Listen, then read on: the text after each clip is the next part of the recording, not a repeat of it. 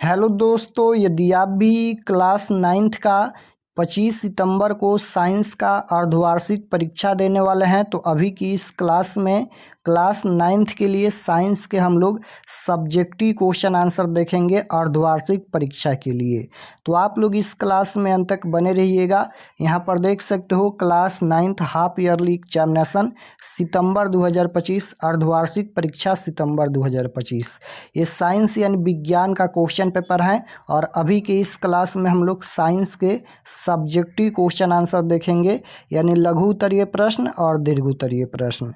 तो साइंस का विषय कोड 112 रहेगा। सबसे पहले खंड अ में आपसे ऑब्जेक्टिव क्वेश्चन पूछा जाएगा, उसके बाद खंड ब में आपसे सब्जेक्टिव क्वेश्चन पूछा जाएगा। तो पहला नंबर क्वेश्चन यहाँ पर पूछा गया है कि जड़त्व का नियम क्या है। जड़त्व का नियम क्या है, ये फिजिक्स का क्वेश्चन है। तो न्यूटन का पहला गति नियम जड़त्व का नियम कहलाता है। न्यूटन का पहला गति नियम जो है वह जड़त्व का नियम कहलाता है। इसके अनुसार कोई वस्तु तब तक अपनी स्थिर अवस्था या सरल रेखीय गति में बनी रहती है जब तक उस पर कोई बाहरी बल कार्य नहीं करता है। तो क्वेश्चन नंबर 1 का आंसर यहाँ तक लिखना है। लास्ट में हम आपको बताएंगे कि आप लोग इसका PDF कहाँ से डाउनलोड कर सकते हैं। 2 नंबर क्वेश्चन पूछा गया है यहाँ पर, आधारी राशियाँ क्या हैं। तो आधारी राशियाँ क्या हैं, तो इसका उत्तर लिखा गया है आधारी राशियाँ वे भौतिक राशियाँ हैं जो स्वतंत्र होती हैं और जिनसे अन्य भौतिक राशियाँ व्युत्पन्न राशियाँ प्राप्त की जाती हैं, जैसे लंबाई हो गया, द्रव्यमान हो गया, समय, विद्युत धारा, तापमान, पदार्थ की मात्रा और ज्योति तीव्रता इसका उदाहरण है। तो यहाँ तक क्वेश्चन नंबर 2 का आंसर लिखना है। उसके बाद यहाँ पर क्वेश्चन नंबर 3 है। क्वेश्चन नंबर 3 पूछा गया है कि चाल और वेग में अंतर स्पष्ट कीजिए। चाल और वेग में अंतर स्पष्ट करना है, तो इसका उत्तर लिखा गया है चाल यानी स्पीड।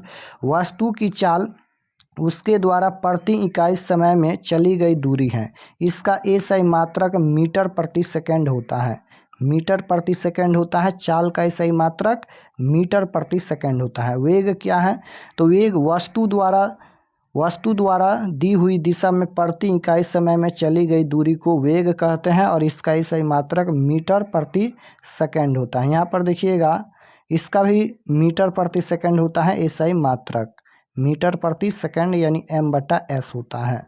उसके बाद क्वेश्चन नंबर 4 पूछा गया है यहाँ पर कि पास्कल का नियम लिखे। पास्कल का नियम लिखे, तो पास्कल के नियम के अनुसार किसी बंद द्रव पर डाला गया दाब हर दिशा में समान रूप से वितरित होता है। यह हाइड्रोलिक ब्रेक और हाइड्रोलिक लिफ्ट में प्रयुक्त होता है।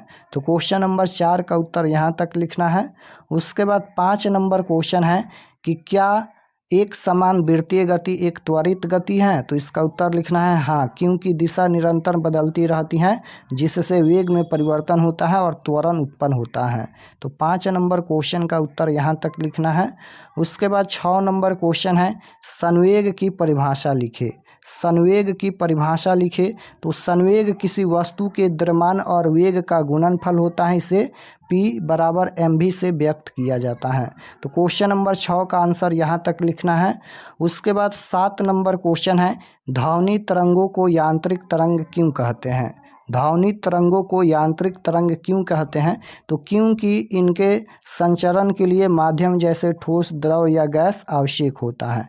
इसलिए ध्वनि तरंगों को यांत्रिक तरंग क्यों कहते हैं, क्योंकि इसके संचरण के लिए माध्यम जैसे ठोस, द्रव या गैस आवश्यक होता है। उसके बाद 8 नंबर क्वेश्चन है यहाँ पर कि गैस के दाब से आप क्या समझते हैं।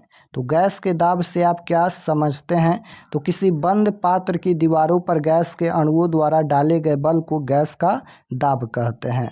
उसके बाद 9 नंबर क्वेश्चन है कि किसी द्रव की गुप्त ऊष्मा क्या है। किसी द्रव की गुप्त ऊष्मा क्या है, तो किसी द्रव को उसके तापमान को बदलने बिना अवस्था परिवर्तन के लिए आवश्यक ऊष्मा गुप्त ऊष्मा कहलाती है।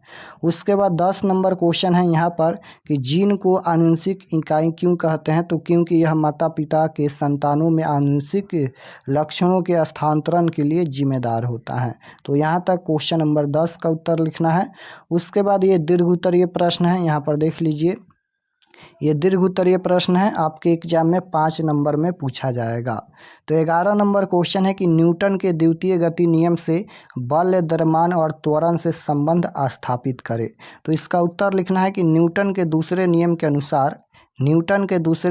अनुसार किसी वस्तु पर लगाया जाने वाला बल वस्तु के रैखिक संवेग के परिवर्तन की दर के समानुपाती होता है। अतः यह न्यूटन के दूसरे नियम से स्पष्ट है कि बल, द्रव्यमान और त्वरण के यहाँ पर गुणनफल के बराबर होता है। तो यहाँ पर इसका उत्तर लिख देना है। उसके बाद क्वेश्चन नंबर 12 है कि गुरुत्वाकर्षण नियतांक जी को सार्वत्रिक नियतांक क्यों कहा जाता है।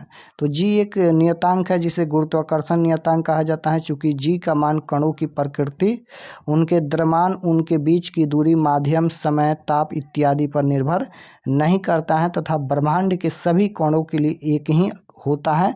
अतः इसे सार्वत्रिक गुरुत्वाकर्षण नियतांक कहा जाता है। तो 12 नंबर क्वेश्चन का आंसर यहाँ तक लिखना है।